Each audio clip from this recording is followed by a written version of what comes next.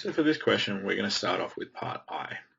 So two particles are moving along an axis, and at t0, the first particle is at the origin and it's moving with velocity 3. So what I'm going to do is I'm going to draw it out for us just so we've got an idea of what's going on. Okay, so this is the axis.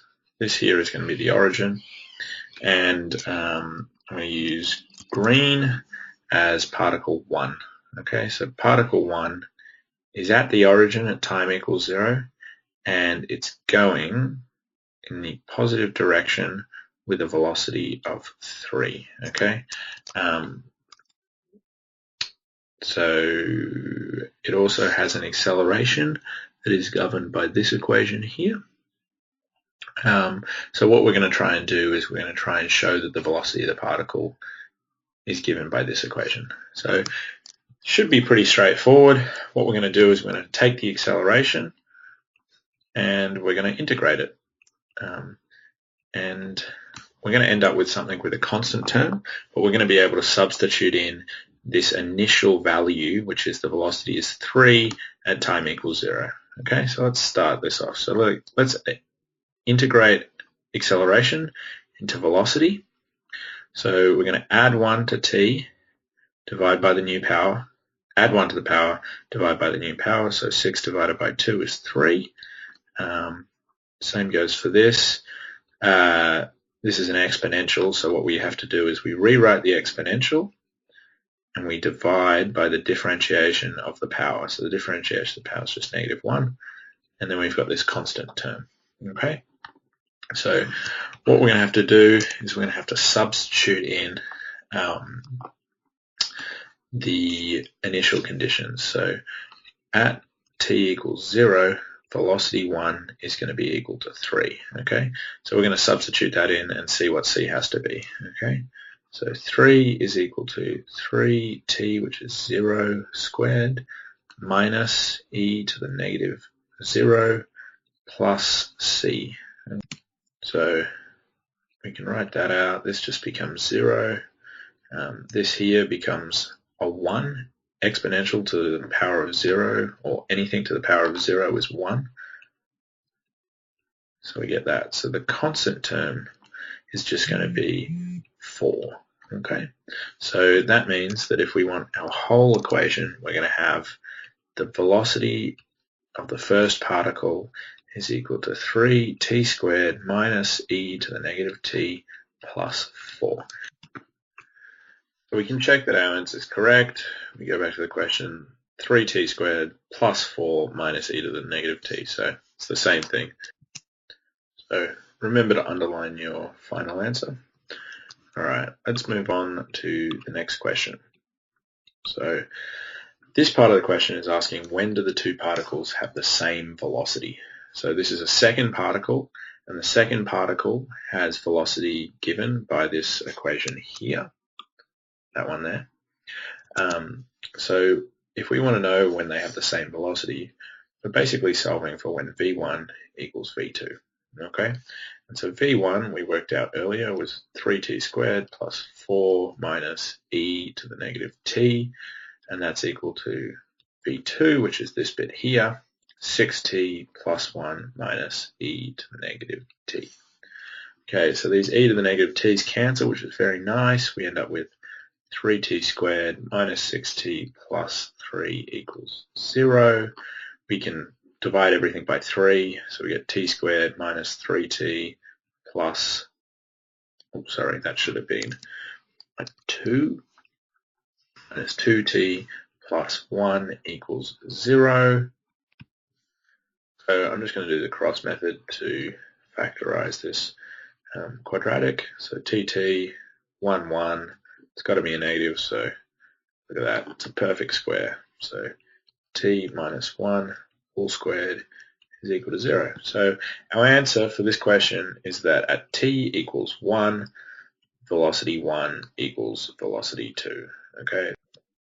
All right, so let's move on to the next question. So the next question is show that the two particles do not meet for t being greater than 0. It's a bit of a giveaway that this question is a little tricky because it's got a 3 marks ascribed to it. Okay, so I'm going to talk a little bit about strategy before we get going.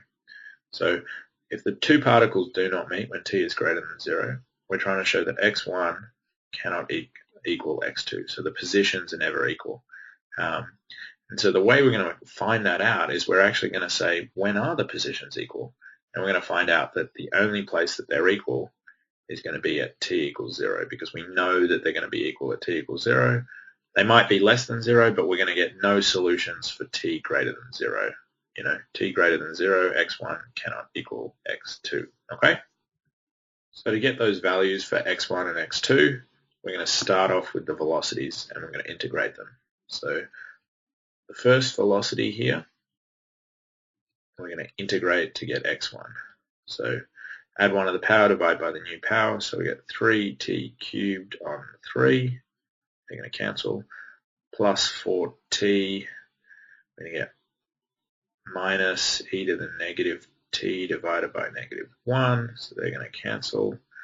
And then we're going to get plus c, okay? So we know that x1 equals 0 at t equals 0, so we're going to sub those in. So 0 is equal to 0 plus e to the negative 0 plus c. So this is just going to become 1. So we're going to have 0 equals 1 plus c. C is therefore going to be negative 1. So the first velocity is going to be 3t, is going to be t cubed plus 4t plus e to the negative t minus 1. Okay? All right, let's do the next one. So velocity 2 was equal to 6t plus 1 minus e to the negative t. And we're going to integrate again. Can't forget that constant. So 6t squared, add 1 to the power, divide by the new power. So that's going to be a plus. We've got the same scenario as what we had back over here. Plus c, okay? And again, x2 is going to be 0 when t is equal to 0. So 0 is equal to 3, 0 squared plus 0 plus e to the negative 0 plus c. So these are zeros, that becomes a 1. So we get 0 is equal to 1 plus c. C is equal to negative 1. So x2, oh, I just noticed that I wrote v. That should have been x. Okay.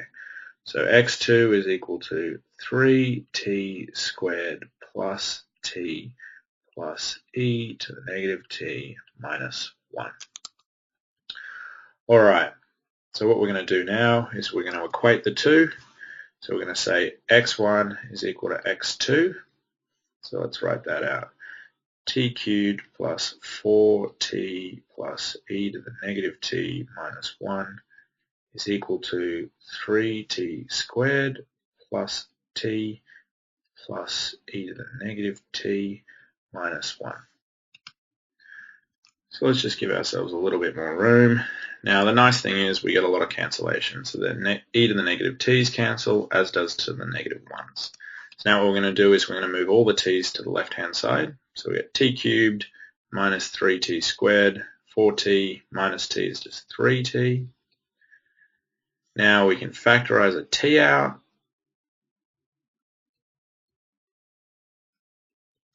And that gives us the solution t equals 0, which is what we were expecting. x1 equals x2 at t equals 0. We knew that. Now, we should look at the discriminant to see if this section here has any solutions. So the discriminant is negative 3 squared minus 4ac. So a is 1 and c is 3. So that'll be 9 minus 12, which is less than 0. So therefore, we've got no solutions. And if there's no solutions, that means that x1 cannot equal x2 when t is not equal to 0, which is the same as saying if t is greater than 0. Okay, and there we have it. Snack is an online platform to instantly create and share videos just like this one. To watch more or try your hand at making your own, head over to snackapp.io.